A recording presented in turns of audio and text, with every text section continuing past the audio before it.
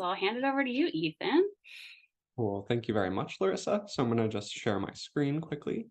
So bear with me for just a moment.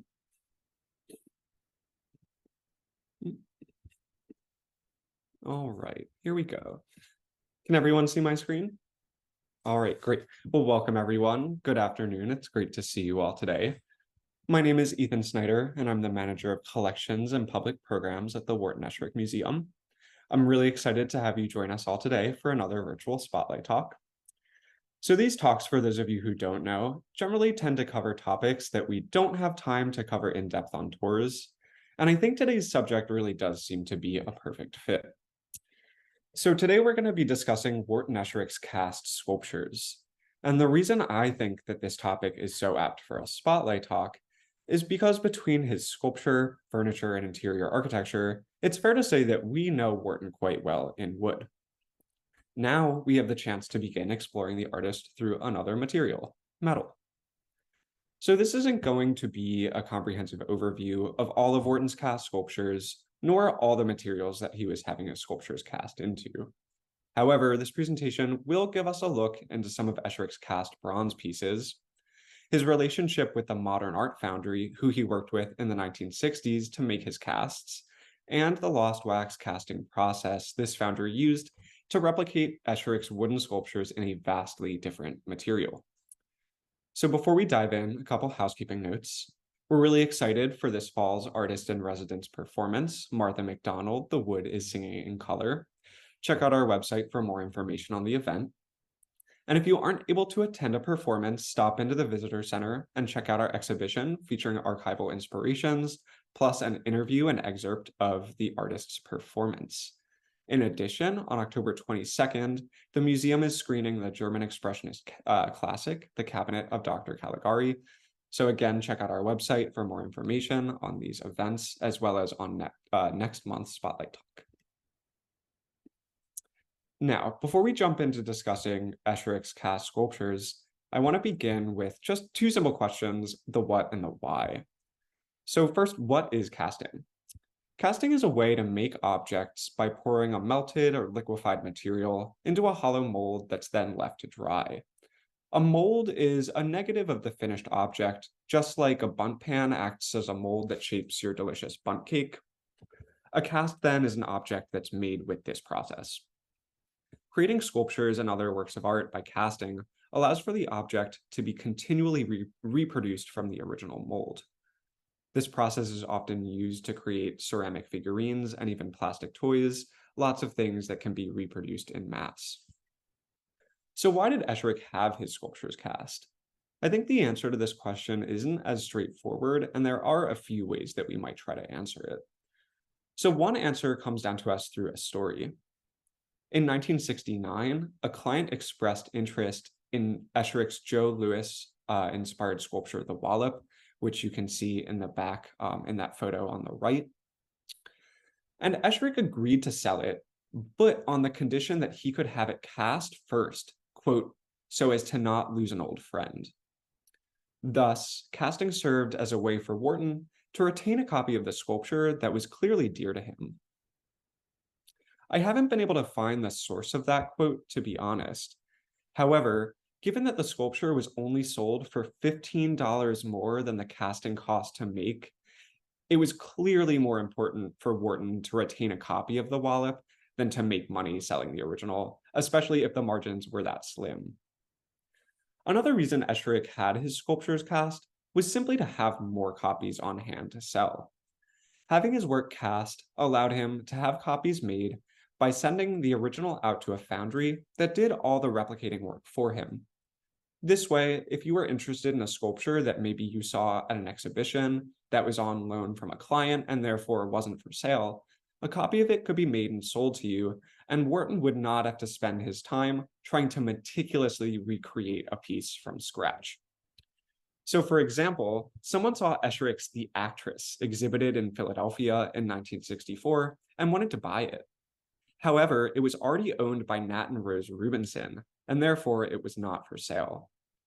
Esherick borrowed the sculpture back from this couple to have it sent to the Modern Art Foundry in Queens, who made a copy in bronze that could be sold. So many of the records surrounding Esherick's casts are from the 1960s, when Miriam Phillips played a really big part in helping the artist to manage his business and correspondence. And we know that Esherick had copies or objects cast well before the 1960s, but records of that work are pretty scant. We know that one of the earliest cast metal objects we have in the studio is an old floor grate executed by a local foundry in Kimberton. And you can see that object underneath the table here in this photo on the right, which now sits in the studio in our sculpture well. As we're told, the design for this grate is meant to be a map of the area that Wharton spontaneously drew in the sand outside the foundry. Now, in contrast, the records we have from the Modern Art Foundry in Queens, who executed many of Esherick's bronze castings, don't exhibit this kind of spontaneity. Rather, they show us deliberate and run-of-the-mill business dealings, which is not to say that they're not interesting, because I think that they're chock full of wonderful information. So before we dive into the process of lost wax casting that's used to transform a wooden sculpture, into bronze, I do want to briefly turn our attention towards the variety of materials Wharton had objects cast in that we have represented around the museum.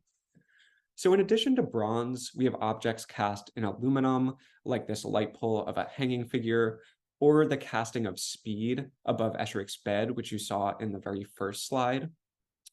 We also have objects cast in plaster, like this replica of the sculpture Doris, and in resin, like the monkey sculpture that whimsically hangs from the ceiling in the studio's main gallery. So we'll be exploring lost wax casting in depth today, since our records focus primarily on the Modern Art Foundry that's specialized in this process since the foundry was created in 1932. Lost wax casting is a process that has been used for thousands of years, and while technology has obviously advanced since then, the technique has largely remained the same. I think that Esherick found this process to be attractive to him because it could start from the original sculpture, and there was no need for him to make a replica. Wharton had previously turned down an offer from the Betty Rossi Art Foundry in Brooklyn after learning that their process required him to make a plaster copy, which is something that I don't think he wanted to do. He was clearly much more comfortable working in wood, and always left the work of replicating pieces to the specialists as much as possible. So this illustration is going to kind of break down the steps that's involved in the lost wax casting process. And as we delve in and get into it, if you don't already know why it's called lost wax, you'll get the idea pretty quickly. So the process begins with the molders, and they create a piece mold from the original sculpture. A piece mold is made from plaster, and it's designed to be taken apart. It's the first of two molds that the lost wax casting process requires. So section A and B in this illustration show us how the piece mold is created by covering the original sculpture in plaster to create that negative copy. Making this is no simple process. And the mold is often built in like several layers, and it results in multiple pieces, as we can see in this illustration under section C. So as we'll see shortly as well, these piece molds often integrate joinery, which I think is really fascinating. But to return to the process, once the mold is dry, once you've covered the original sculpture, the plaster dries, you can remove it and reassemble the mold without the original sculpture in it to receive that wax. So in preparation for the hot wax that gets poured in, the mold is tightly sealed, and the molders often use wire for that. When the wax worker goes to pour the hot wax in, they carefully swirl the mold around so that the whole interior is coated, as we see in section C here. Next, they pour the excess wax out, and that leaves a thin layer of wax coating the whole interior of the mold that we see in section D. We might also think about this wax layer as a really, really thin replica of the original sculpture. So this thin wax layer is precisely what gets lost later in the casting process. When it's melted away, the channels that are left by the wax are exactly what will make way for the bronze to get poured in through later. So essentially, the wax gets melted away and the bronze will eventually replace it. So next, construction starts on the second mold, which is also known as the cast mold, and we can see that in section E. This begins with the hollow wax replica being filled with a mixture of refined clay and sand before it's removed from that original plaster piece mold. So once it's removed from that piece mold, we're left with the wax replica of the original sculpture, but it's filled with this composite sand clay mixture. And before we cover the outside of this wax replica in the same material, the waxworkers attach all of these kind of wax tubes to the wax replica so that when those get burnt off, we have all of these pathways to start pouring the bronze into, which I think is really fascinating. So after those wax kind of channels are attached, the mold maker builds the second mold, and they're using that same clay and sand material just to pack around the outside of this wax replica, which is our second mold. But before they do that, one thing that's really fascinating is that they hammer in these pins to the wax replica that go through the wax and into that core that's made of wax, or that's made of sand and clay. And those pins are used so that when that second mold is built around the outside and the wax melts away, you keep that space open for the bronze to be poured in later. So once that outer mold is made, you put this in a kiln and you fire it. So this mixture of sand and clay hardens, and as that hardens, the wax melts out. There's a hole at the bottom of the second cast where the wax just drips out from. And once that wax has dripped out, we're left with all of these hollow channels that the bronze is then poured in through. So separately, a furnace worker is going to melt this solid bronze ingot in a crucible. Bronze is an alloy of copper and tin, and so it has a really high melting point of around 1700 degrees. And once the bronze is in a molten state, a furnace worker carefully pours the bronze into the cast mold using those hollow channels that were left by those kind of attached wax pieces that have melted away when it was fired. And once the bronze is poured in, you can leave the casting mold to dry, and the bronze will cool and harden as that's happening. And once the bronze is cooled, you break off the cast mold and you have your bronze replica. And we have all of this excess bronze now that was kind of stuck in all those pathways. They look like tentacles on this section K that you can see there. So what they do is that they remove these kind of tentacle-like brass pieces. They take the pins out that were put into the wax replica, and we're left with all these holes. The holes are filled in with bronze patches, and then the surface is finished so that we can't see any visible seams. And now essentially we have our final product. However, the final product, of course, can be finished with different surface treatments like color, patina, and other particular things to give it a certain appearance. However, I think as we'll see shortly, this process is far from as straightforward as this illustration seems to make it seem.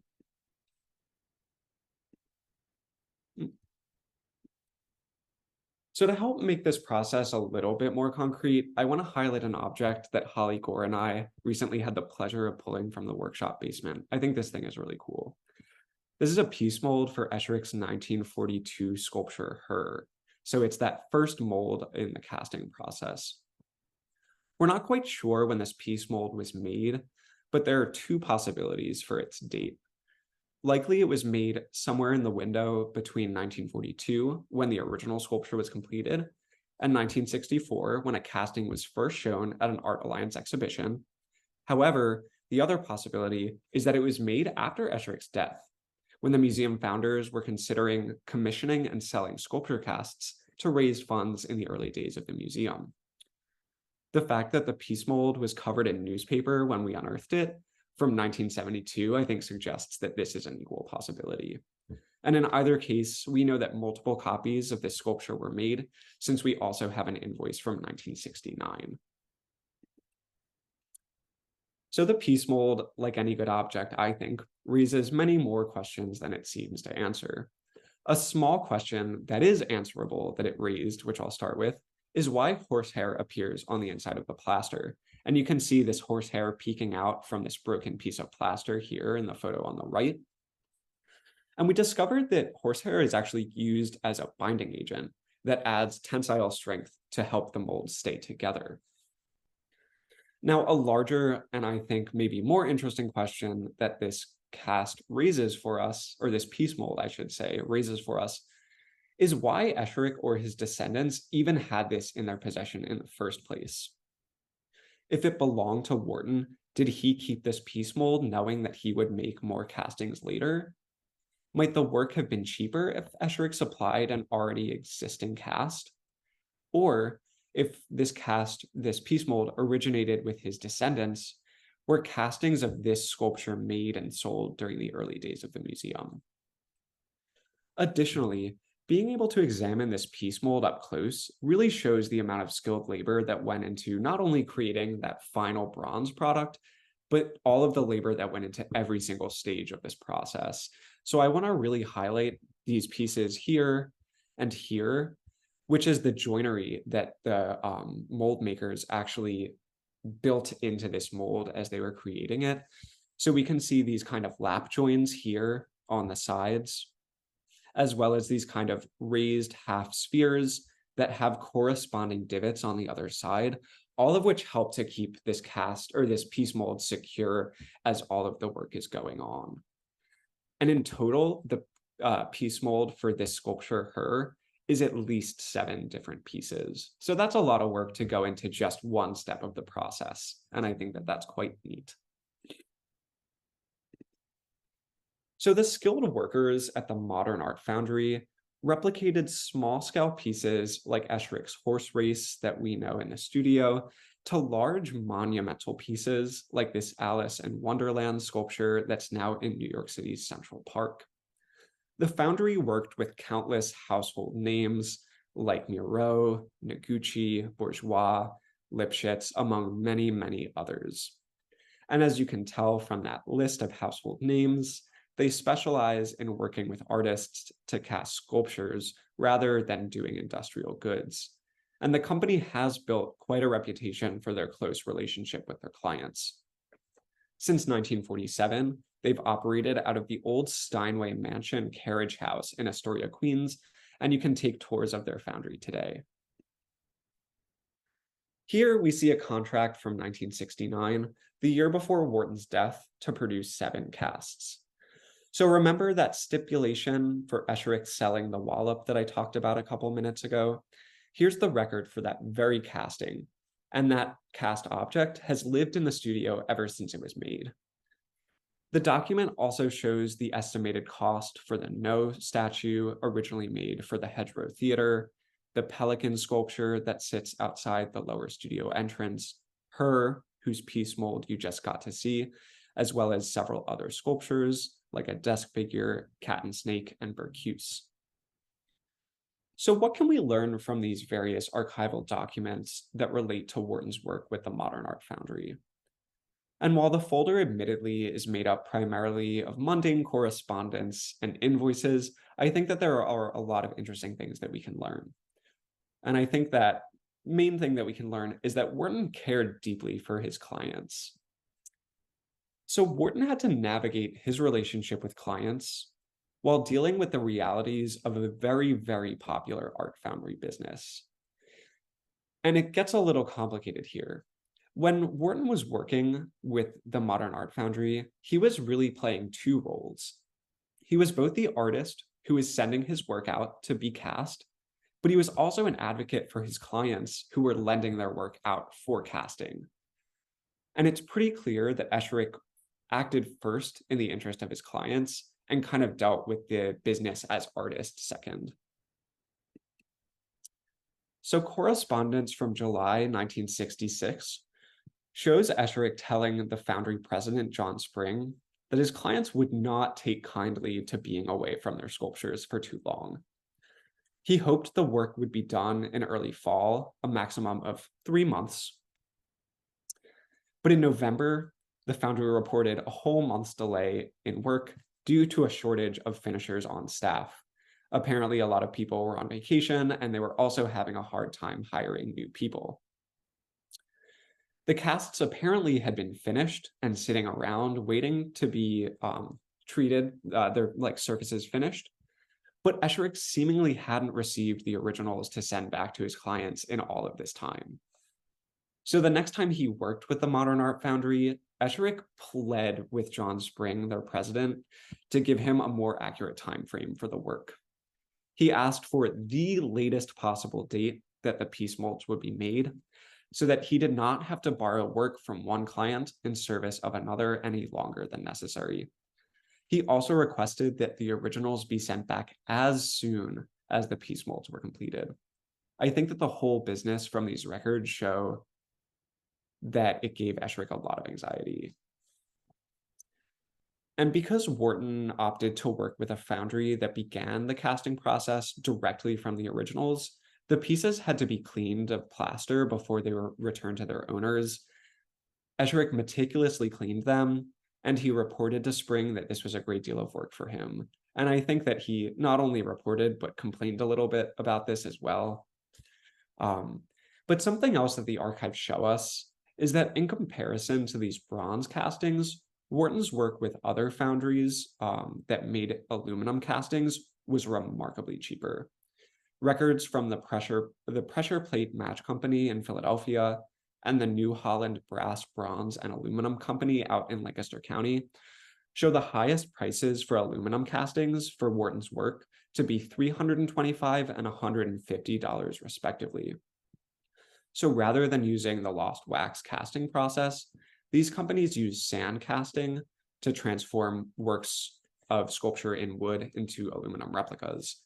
And the difference in cost for labor and materials was sometimes upwards of $1,000. I think at its most expensive, the Modern Art Foundry charged Wharton a little under $1,500 for castings.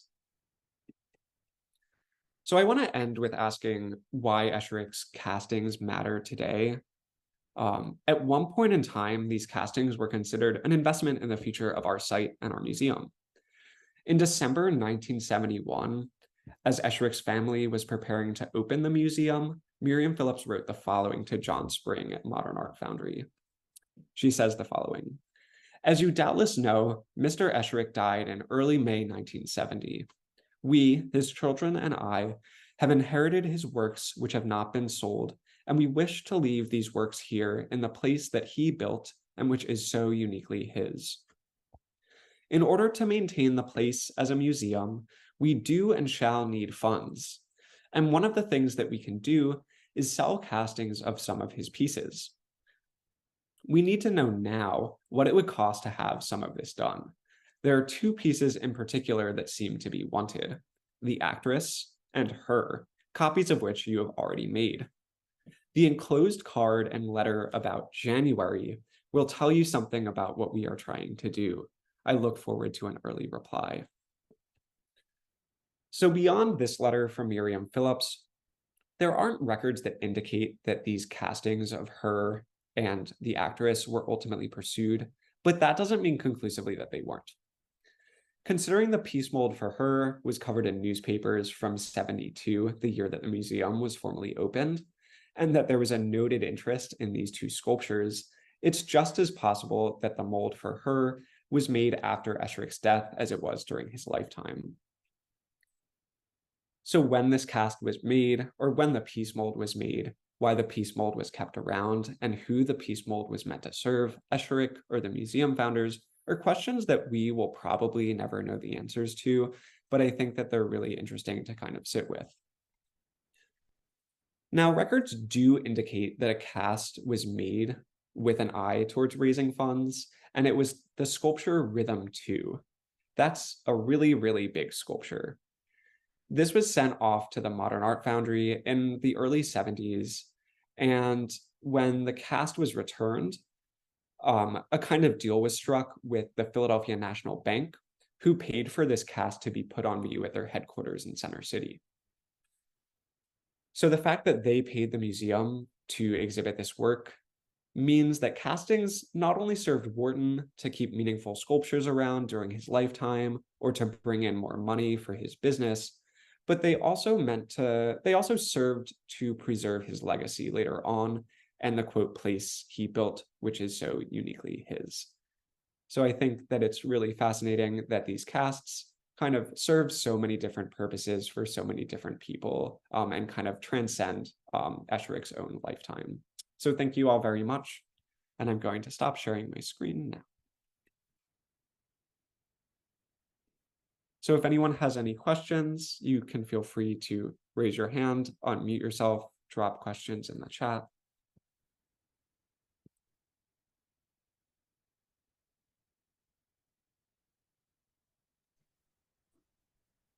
Are you going to be casting any for selling?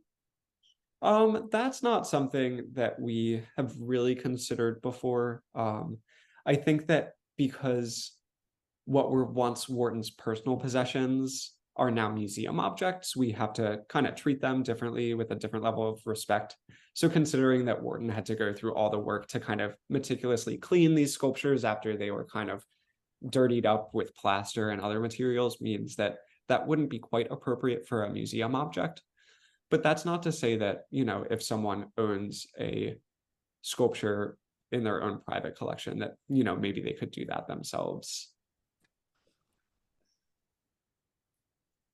Ethan, thanks for all the research. And I'm very curious about this possibility of the museum using castings to raise money. Miriam may have wanted to have that done. Bob Bascom, my understanding in my time with him was he was very adamant about you don't reproduce Esherick's. Esherick is totally unreproducible. Now the castings are a whole other issue, I understand, but I really would love to know more, if it's possible, about the discussions and the dynamic between the family and Miriam and other people relative to pursuing that. Yeah, I'd like to learn more about that too. And I think from what I've gathered, there are some blind spots in our records. So we have preliminary discussions about people raising the issue at board meetings early on, saying, let's think about this, let's think about that. Yeah. We have this kind of mysterious piece mold that is another kind of part of the story, but we're not quite sure the context. Yeah. And then we have this kind of final invoice for the National Bank in Philadelphia. But between those kind of three pieces of evidence, we don't really have much to fill that in yet.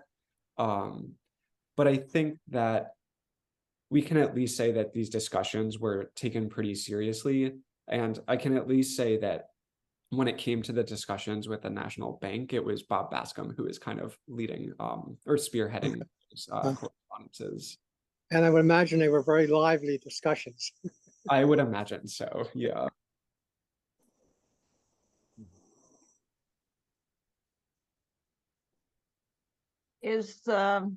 Are any of the castings signed, or what about signature? Yeah, so the castings are not, so some of the Modern Art Foundry's castings, they signed themselves. There's a piece at the MoMA. I can't remember exactly. It might be a Man Ray piece that they signed. But when we look at the piece mold for her, you can see an inverted WE, which is pretty neat, which we can send out with a follow-up email. Good. And I will say too, because it didn't fit into the time of the presentation, that we know that Wharton at least worked one piece of metal with his own hands. There is a kind of strange hook that hangs in his ceiling that he describes in an oral history of having created when he was in high school at the Manual Technical Training High School in Philadelphia. But beyond that, it seems like even the kind of iron hardware and hinges in the studio were left to a blacksmith.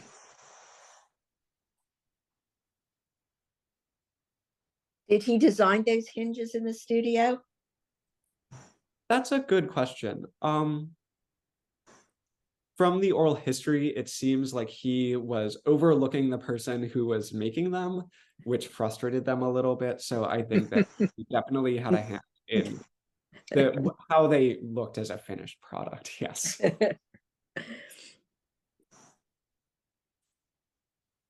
Just as a relational comment, so I'm a potter, so I make molds also, but this is many times harder in comparison, and the work invested. So I appreciate it. Yeah, it seems like that pottery and metals share some similarities in that the piece mold is not too different than a slip cast. But it seems like that second mold, from what I've gathered, is much closer to that sand casting process that Wharton would have used with the Kimberton foundry, because that second mold is made of a material that's mixed of sand and like refined clay.